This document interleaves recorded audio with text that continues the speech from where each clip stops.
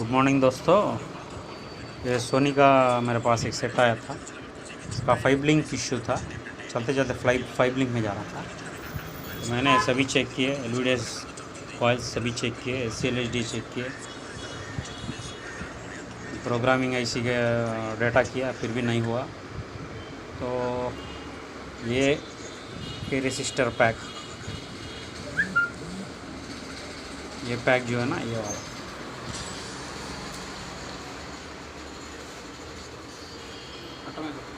इसका इश्यू था।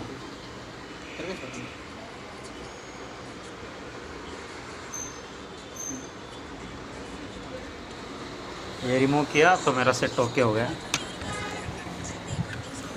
ये देखिए,